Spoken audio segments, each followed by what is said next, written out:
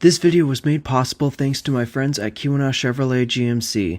Feel free to check out their inventory at kiwanacars.com. There's a link in the description. This is the all-new 2024 Chevrolet Silverado EV RST.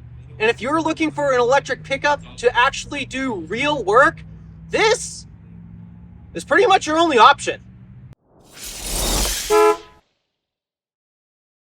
You heard me right. If you're looking for an electric pickup to do real work, this is actually pretty much your only option. The Ford F-150 Lightning, it's not bad. It's just, it has a bit of a limitation that this does not have. And then the other two trucks, the Rivian R1T and the Tesla Cybertruck, I mean, can you do work with them? Yes, they're technically utilitarian trucks. It's just they're not anywhere near as capable as this thing. And again, they have the exact same issue that the Ford F-150 Lightning has as well. That issue being endurance. You see, a lot of pickup owners, especially pickup owners who actually want to do real work instead of just use their pickup truck to go to the grocery store or carry their briefcase and their massive egos to work, a lot of them need their truck to do towing. And unfortunately, despite that those other trucks aren't terrible at it, in fact, electric pickups handle very well when it comes to towing, their problem is endurance. They just can't go that far on a charge when they've got a trailer hooked up to them. This thing actually can. It's just going to cost you a lot of money. That is just one of the many reasons why this is pretty much your only option if you actually want to do real work with your electric pickup. And so I'm going to give you a full tour of this pickup, along with listing off the specs and comparing this to the other electric pickups on the market. Then I'm going to get out on the road and drive it and charge it, and then we'll put it on the cardboard. But first, we're going into one of the biggest spec dumps I've ever actually given on this channel. There's a lot of specs to talk about with this thing. Anywho, cue the spec dump. Just so you know, when it comes to today's comparison between the entire Silverado lineup, I just want you guys to know that I am focusing purely on the EV version and not any of the gas models, because obviously today we're focusing on the Silverado EV. But also I want you to know I am focusing on the 2024 lineup. There are some changes to this lineup for the 2025 model year, but I didn't review this model year. I reviewed the 2024 model year, so that is exactly what I'm going to report on for our spec dump for today. So starting off the lineup, we're going to start at the 3WT, aka the 3 work truck. I have no idea how GM structures the whole 3 and 4 and such or whatever, but we start off with 3WT, which is a dual motor system that produces 510 horsepower and 600 pound-feet of torque. This will produce around a 393 mile EPA estimated range at 2.2 miles per kilowatt hour. This also features a 180-ish kilowatt hour battery pack. I don't know the exact specs, and that's because GM is unfortunately extremely vague when it comes to reporting the battery pack sizes for pretty much all of their vehicles, if I'm being honest. It also features an 11.5 kilowatt AC onboard charger that's 240 volts by 48 amps, and they might have added a new 80 amp onboard charger, but I'm not entirely sure. I just know that when this was initially delivered, it did not have the 80 amp onboard charger, and that's because GM couldn't source one in time. It does make up for that, however, by having a 350-ish kilowatt DC charging speed. Okay, my charging speed numbers are going to be varied because the genuine truth is I've looked online and I'm seeing mixed numbers everywhere. I can't find a simple hard number. If my numbers don't seem consistent, this is why. I've done the best I can to research what number this thing will actually hit peak, except that number is not particularly easy to find, so this is my best guesstimate. And of course, this charges typically in the 800 volt class, except when I can't find a charger that can deliver that type of voltage. You see, Ultium has an interesting way when it comes to working with these battery packs, where it'll actually split the battery pack in half into 2 different parallel packs, and that's typically how the vehicle runs. It's at a lower voltage. But when it comes to charging, it'll combine the 2 packs into series, and then it'll double the voltage to achieve better charging speeds. And then because this is a truck, I'm pretty sure 2 numbers that I'm pretty sure everyone is going to be very interested in is the payload and towing, which for a payload is 1,750 pounds, or excuse me, 1,750 pounds. That is the max payload capacity. You can get slightly less than that. And then also we have a 12,500 pound max towing capacity. Again, that's the maximum towing capacity for this. Moving up to the 4WT, however, we retain pretty much the same motors and such, but we get a larger 215 kilowatt hour battery pack, delivering 450 miles of EPA estimated range, though our efficiency does drop as we're adding more weight to the truck.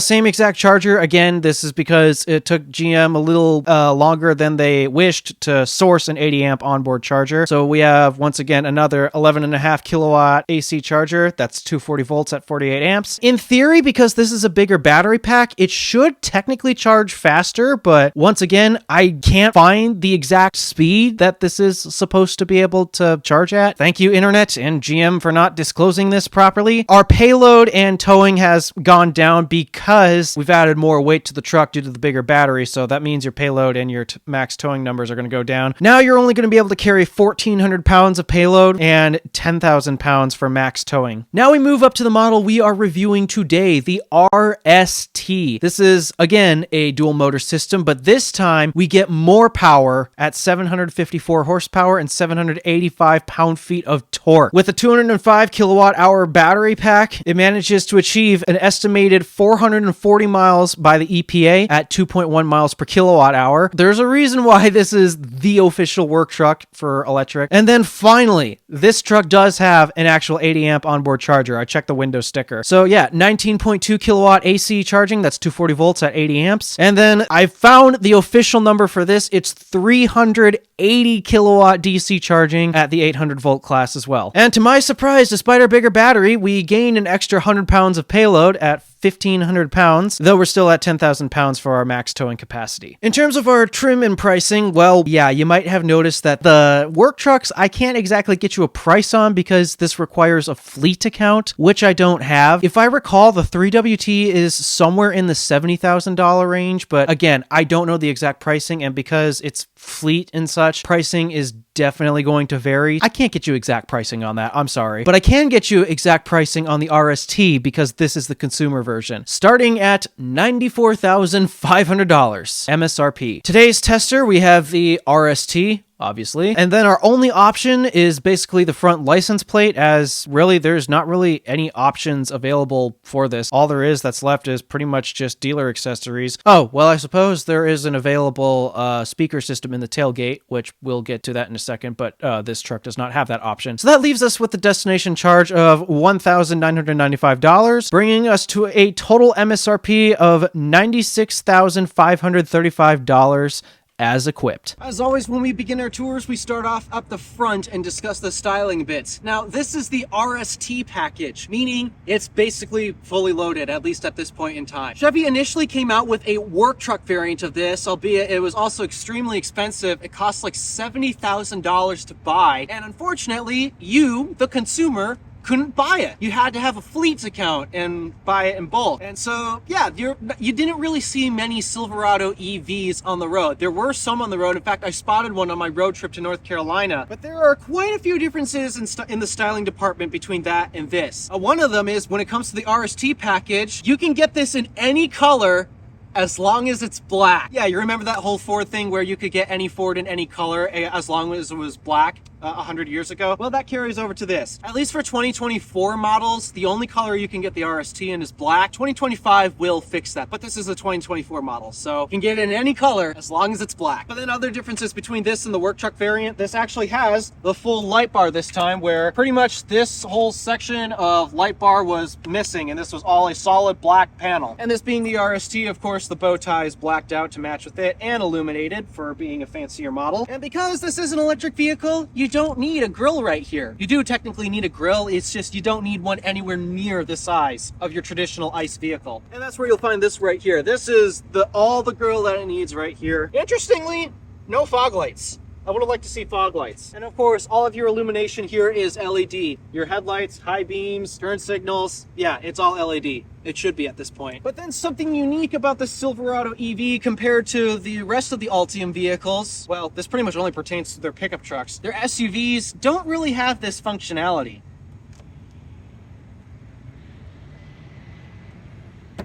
There we go.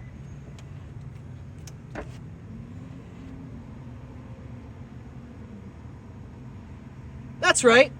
You get a frunk. This is one of the few Ultium vehicles that actually has a frunk. And in a pickup truck like this is one of the key advantages to going electric for the pickup space. Sure, you can close off the bed with the tonneau cover, but it's still a lot of space where things can roll around and break and such. Ultimately, it's still not that secure. So if you want an enclosed, secure place to keep some things like groceries, again, apparently the pickup truck is the new grocery getter / commuter vehicle. Well, now you have an enclosed space to keep all of your valuables and such. And it's relatively large too. It's not the largest in the segment. That actually goes to the F-150 Lightning. They have the largest frunk, but this isn't bad. It's like 10.7 cubic feet-ish amount of space. And you'll also find floor mats and various other accessories like, what is this?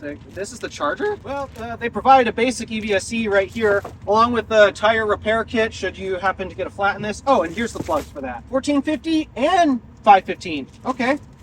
Not bad. Oh, and speaking of up here, you do have some power connections. You do have a 520 outlet right here. I don't see any other power outlets. See, is there a rating on this EVSE right here? Yep, this is a 32 amp EVSE for AC charging. We'll get into that in a little bit. And continuing the theme of oversized pickups that America loves nowadays, we also have a matching set of oversized wheels. These are 24-inch wheels. These are massive. In fact, you might notice the lug nut pattern. Most pickup trucks typically have 6 lug nuts, but this thing is so massive and so heavy, it's like around 9,000-ish pounds, roughly around there. It needs 8 lug nuts to secure the wheel to the vehicle. That's crazy. And then we come back here to the charge port, where once again, just like every other non-Tesla today, still has the #1 issue of it being a CCS charge port. Now, GM finally has access to the supercharger network via an adapter. Took a while, but they have access now. But once again, you still have CCS, and unfortunately, it doesn't seem like they're going to actually put a NACS port in their vehicles until 2026. Kind of unfortunate. But in terms of your charging specs, this vehicle features an 80 amp onboard charger, and you're going to need an 80 amp onboard charger when you hear about the size of the battery pack in this thing.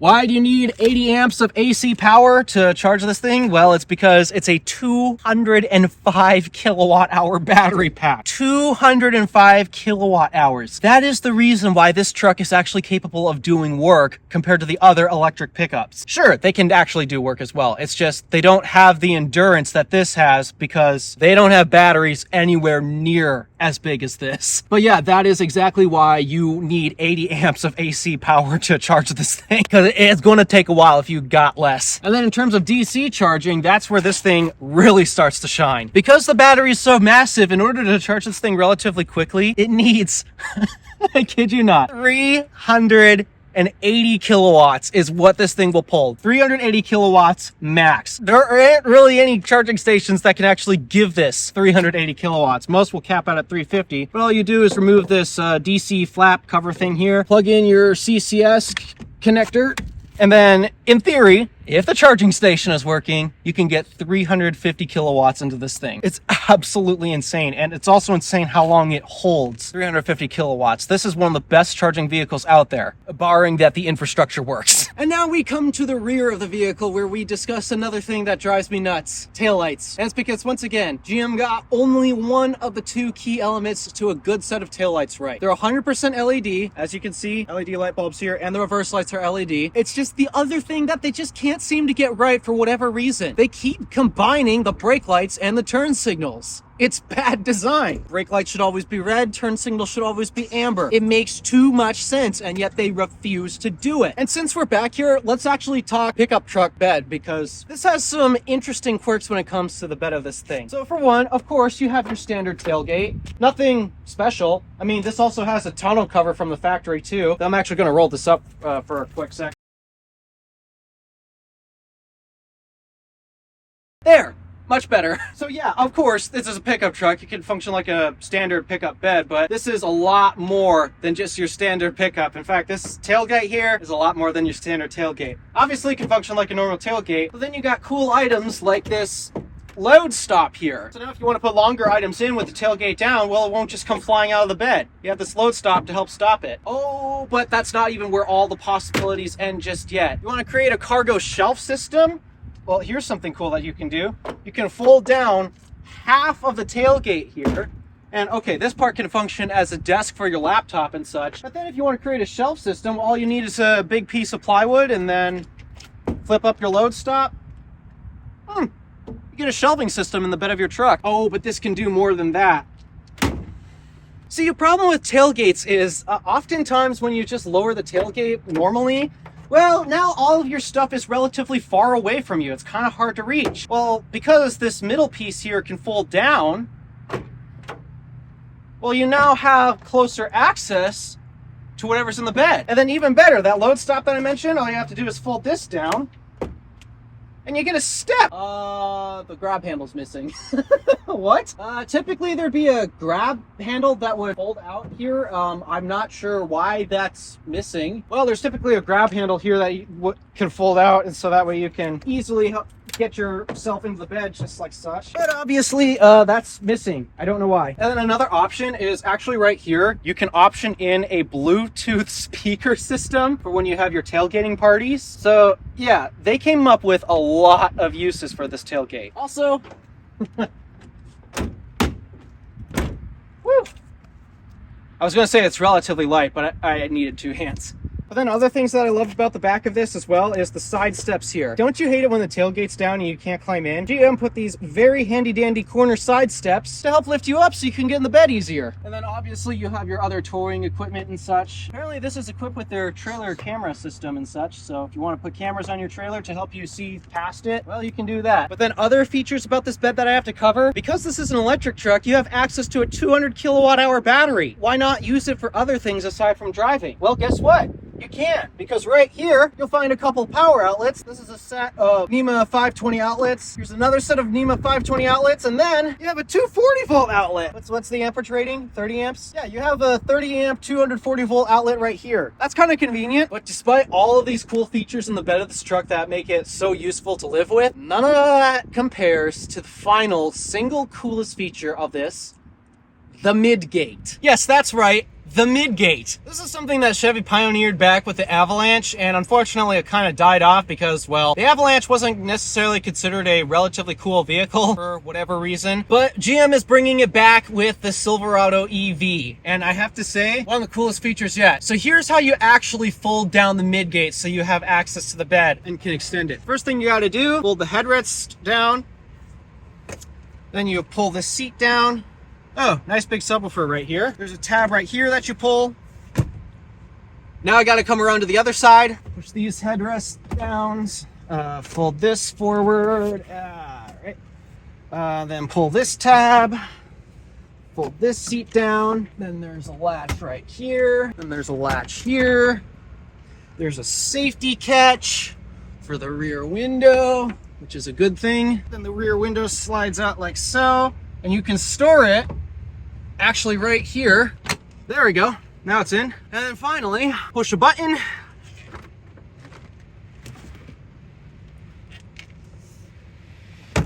And the midgate is down. Obviously, the tonneau cover here is still in place, but once you get that removed, this can be removed and you'll have true full bed access extended into the second row section of the cab. Why don't other trucks offer this? This is pretty freaking cool. I think it's time that we get inside, but we got one more thing to show you first, and that's the key fob. It's GM's typical, well, cheap key fob with, unfortunately, some of the hardest plastic buttons around. I prefer rubberized buttons, but that's just me. And this does have some lighting treat and greet tricks, whatever. If you unlock the vehicle, it'll do a little light dance to greet you as such. This also has GM's typical push the button to unlock the door, so let's do that and get in. And then you also have some running boards here. The unfortunate thing, they're not power operated, which is kind of unfortunate because this is like almost $100,000 pickup truck. All right, let's get in. Nice door thunk. And it automatically starts up when you get in. I didn't even have to push the brake. Pardon the fan noise, but it is kind of hot in here because this is a black interior vehicle. So I'm gonna let it cool off so I don't cook in here. But let's start off with a tour of the materials. So you got this interesting plastic piece here. It's molded plastic. Then you get a leather padded armrest right here along with more plastic trim and then plastic chrome. None of this is real aluminum. Well, except the door handle. The door handle is definitely real aluminum from what I can tell. A quick window test will reveal that the driver's window is auto down and it's auto up.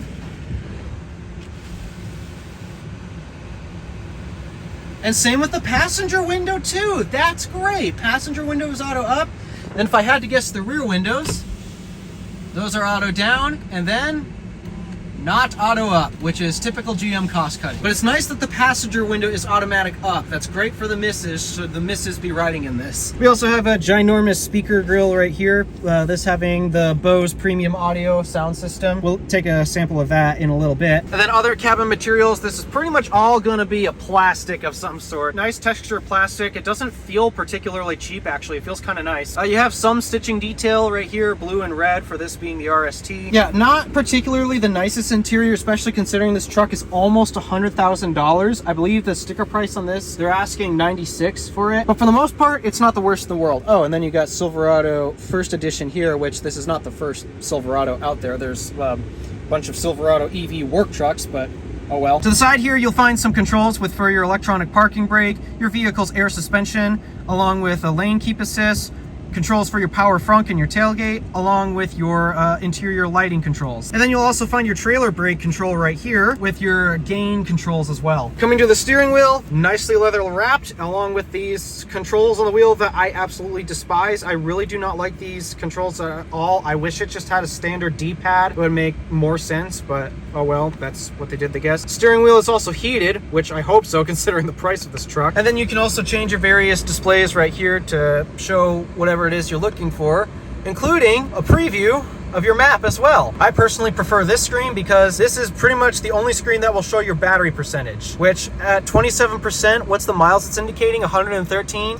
Yeah, this thing will do about 400 miles on a charge when you don't have anything attached to it, like a trailer or something. And then of course, this has, if you cannot tell by this little light bar right here, along with the sensor suite right here, this does have Super Cruise, which is not going to work when I'm in park. This is the same stock you'll find on pretty much all of GM's Ultium products, along with, they're moving it to some of their other products as well. But this will contain your wiper stock and your headlight functions as well. Some of them, it'll control high beams, but the rest of your headlight functions are actually found in the display right here, which is a bit controversial to some. Moving on to interior storage. This is actually a magnetic lid. There's no button you push to actually lift this up. And when you do lift it up, you'll find a great deal of storage in there, including a single USB-C port. Find a little bin that you can stick stuff in here along with your cup holders. And then this actually has a button that you can pull up, and you can slide this forward to reveal even more storage.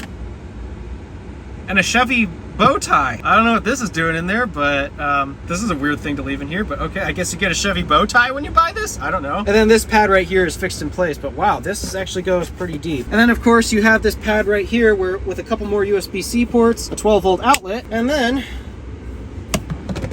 a wireless charging pad. And then another unique thing about this, I can't exactly find it, but I can definitely feel there's an air vent in here that's designed to send air to this compartment so that way your phone doesn't get too hot when it's wirelessly charging. And speaking of air and climate, we now come to our dual zone automatic climate control, where there's physical buttons here, but there's also a redundant set here in the screen as well. Though your heated seat controls unfortunately are stuck in here, but you have heated seats and air conditioned seats as well. Oh, I forgot to mention in storage, we have this little pouch right here that you can also stick your phone. And I guess that'll take us to our audio system, so let's take a sample. Oops, that stupid mute button. Showing up. Don't wanna have to wait tonight. Wait tonight. Better off. I'm gonna find my way tonight. Wait tonight. Talking to me. I wanna hear your sorrow. Just talking to me. We'll make a new tomorrow. Just talking to me. One night to find the answer. Just talking to me. What makes this heart beat faster?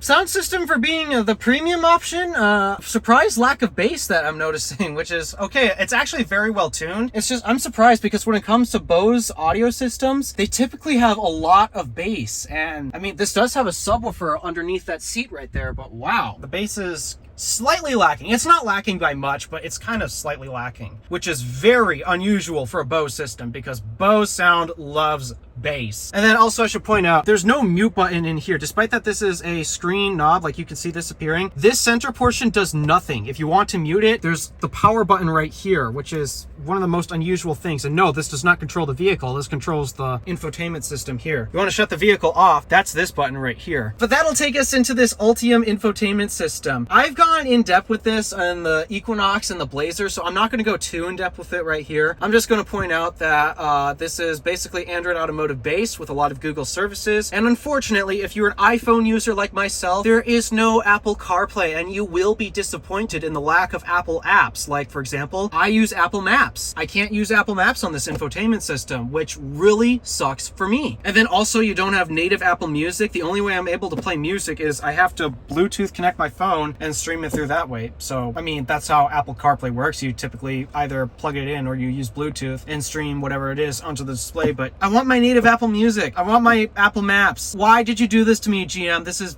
garbage. They do try to make up with it by using Google Maps as the base navigation system, which, okay, it works. It's not bad, but there's no satellite view last I checked. I mean, let me go into settings here, and yep, there is no satellite view. That's unfortunate. Though, of course, because every EV is slightly different, I want to check out the EV route planner capabilities. So let's type in my usual destination, which actually is having some hurricane weather at the moment, which is kind of unfortunate. And let's see how it gets us there. So as you can see, by the time we get to, it was displaying that where we'd run out of battery. Let's try removing charging stops and see what it says. So yeah, it says by the time we get to, oh, I suppose we are at a low state of charge. We're at 27%. So okay, it makes sense that we'd run out there. But yeah, this will do about 400 miles on a charge. So at the moment, we're starting off with low battery. And let's see. So it wants to first take us to, oh my goodness, that is so annoying. I hate that the power button's there because then I can't rest my hand on the display like I typically do. Are you serious? It wants us to travel an hour out of our way to go to Copper Harbor and charge at the NLX station. Copper Harbor's north. The destination I set is south. It wants us to drive an hour out of our way to Copper Harbor just to charge, when it literally has no clue.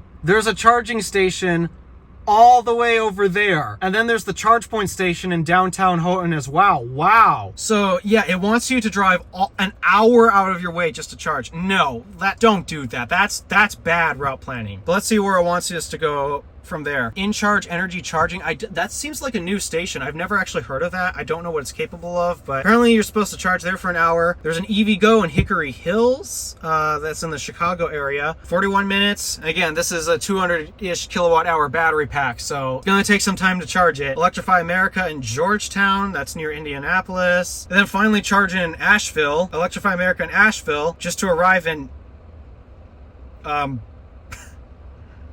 okay, so I guess there's a few bugs with the route planner. This vehicle did just come out a little while ago, but yeah, that's interesting. But that's the navigation. Again, I've gone into deeper dives as well. There's other functions on here, like a bunch of cameras. GM is obsessed with cameras everywhere for good reason. This is a massive vehicle, you'd want it. And then also you'd have, where is it? Trailering. So you can store different trailer profiles and settings, so that way the vehicle knows how to predict a state of charge arrival and adjust the route planner accordingly. Apparently it also has an auto park function. I don't know if I dare to test that. And then of course, my favorite menu, the charging menu, where you can set your minimum state of charge to 0%. Obviously, I'm joking. Also, this is where you can come in and actually manually start preconditioning, and the vehicle will also automatically precondition as well. Up here, you have a frameless mirror along with the camera function, which that's kind of important, especially considering the massive size of this vehicle. So yeah, that's useful to have. You'll have your hazards and your OnStar suite as well. And then of course, you want to turn your dome lights on without just doing that. Again, you have to go into this control center stack right here for various things like, oh yeah, this has rear wheel steering. I forgot about that. It also has auto high beams. Here's your dome lights. And then obviously, oh, did I mention the heads up display? Yeah, it has a heads up display. Where's one pedal driving? Jeez.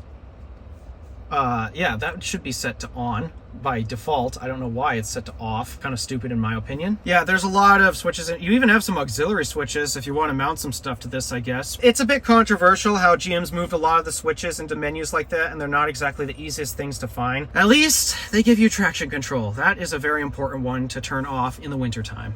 Coming to the glove box, dampened, not lined with felt. And I think that's pretty much it. Oh, aside from the shifter here, it's your typical Ultium shifter. You know how it works if you watch some of my other Ultium reviews. Evil Twin is not not here with me today because unfortunately I am pressed for time and I can't deal with his shenanigans. And so, yeah, we're going to just take a look at the back seat this way. Again, nice assist step right there to help you get in. Unfortunately, it's not power operated, which I would kind of expect at this price point. Is this a real speaker grill? Yep, okay, it almost looked fake for a second. Materials do not carry through. They're a lot softer up there. This is hard plastic and such, though you do have a padded armrest right here. And yeah, these are definitely not as nice materials. And wow, this armrest is extremely skinny. You do have some door storage for a couple of water bottles and various other items as well. Seats both have map pockets. You have heated rear seats back here, which is a nice thing in the winter. Climate vents. And then down here, you'll find a couple more USB-C ports and is this a 515 or 520? This is a 520 actually, 520 outlet. And then another bin of storage. Your armrest here, you can fold that down and get some cup holders. And in terms of space, okay, I know my ultra wide camera is on, but at my driving position, look how much space I have. It's almost like I'm sitting in my car, Stardust, a 2019 Buick LaCrosse. Where'd all this legroom come from? This is ridiculous. Okay, I gotta see what happens if I put the passenger seat here all the way back. And now my hand's starting to touch. There's gobs of legroom here, albeit I'm 5'8", so I'm short. This has to be like the biggest rear seat of a pickup truck I have ever seen. I hope they genuinely don't make it any bigger than this, because this would kind of get me nervous in the event of a crash, where you have so much space where you can fly forward. That's kind of nerve-wracking, to be honest. And also a beautiful panoramic sunroof. It just doesn't open. It's fixed in place. Driving the Silverado EV, so I'm going to check out its low-speed motor calibration. Extra smooth. So I'm gonna stay in demo mode. Let's turn on one pedal driving. Yep, yeah, GM really has massively improved their motor tuning. I'm almost scared about, I haven't test driven the Hummer yet. That's a separate video, but that's gonna be lined up real soon. And I'm a bit nervous to test drive that because I've watched a video where somebody actually managed to stall the motor in a Hummer EV and triggered the high voltage error, which was really bad. That's another video on this channel. That's a nasty sounding dry steering. That's another unique thing about this. It has rear steering. I heard it add brakes in. Let me... Oh wait, we're at 100% state of charge. That's why it added friction brakes. I'm trying to figure out, why did the friction brakes come in that early? It's supposed to regen. When your battery is full, you've got nowhere to put that energy. Well, in the meantime, we can try out Super Cruise, because supposedly it works. No road information, what? Okay, so Super Cruise is active. Just trying to make sure I'm not driving too fast. So in theory, I should not have to touch the wheel at all. I can already feel the vehicles ping-ponging between the lane lines.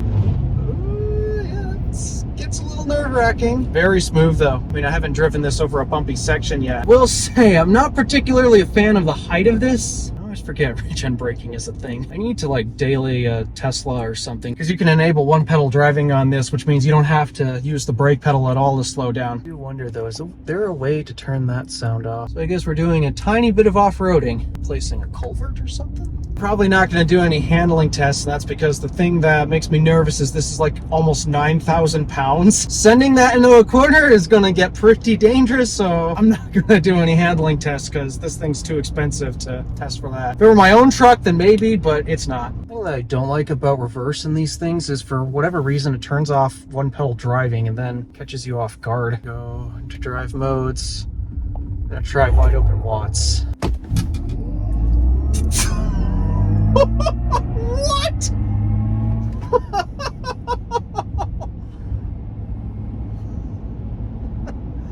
Yeah, she's got some power to her. I'm usually not the type of person to drive big trucks, and obviously this thing's quite enormous, especially for a full-size pickup. Compared to other full-size pickups that I've driven, this feels really different. And I think that's because unlike basically any other full-size pickup you'll drive, this isn't actually a body-on-frame designed vehicle. It's actually unibody. Unique construction for a full-size pickup because, I mean, if you compare this to the other two, well, I guess Cybertruck is technically unibody full size, but the F-150 Lightning, that's still body on frame. It does not drive the same as a body on frame pickup. It drives, honestly, in my opinion, a lot better. Get the smooth benefits of the electric powertrain. You're not sacrificing power in any regards. And in terms of handling, I mean, sure, you're definitely going to want to take this corner slower because this thing's like 9,000 pounds or something crazy. I also think the ride is smoother because this is also a unibody design. It's not driving like a car at all. It's still a big truck, but out of all the big trucks I've ever driven, this is the most car-like experience. Other things I could talk about, the seats, nice. The visibility, Visibility, the side windows are excellent. I feel like I have great visibility out of this truck, except from the front, because again, just like basically every single full size on the market, they have this need to make this oversized hood that you cannot see over. And other than that, I can't think of much else to describe in the driving experience portion, so we're still at 100% state of charge. I don't think we're going to get this thing to charge at all. I want to take this to the charge point station and see if she'll do anything. And welcome to the charge point station. Unfortunately, the truck is still at near 100%, so I don't think she'll charge, but I'm kind of curious to see what will happen. So, all right, I'm very curious to see what's about to happen here.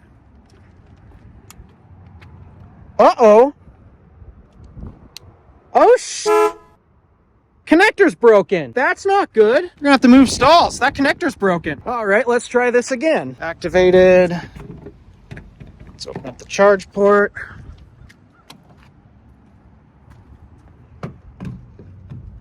And struggle to plug in a CCS connector. Come on. There we go. So will she charge? I don't know. She latched on. So what's she gonna do when she's near 100%? Top balance? She is charging. No way. At 99%? What? What's the truck say? And it doesn't display in kilowatts. It's top balancing right now. 72 kilowatts at 99%. That's insane. Now we're dropping. 67, 66.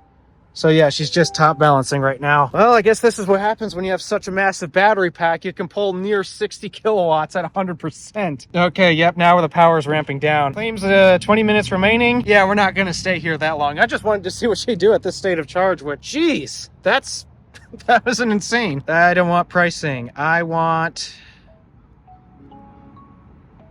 Stop. All right.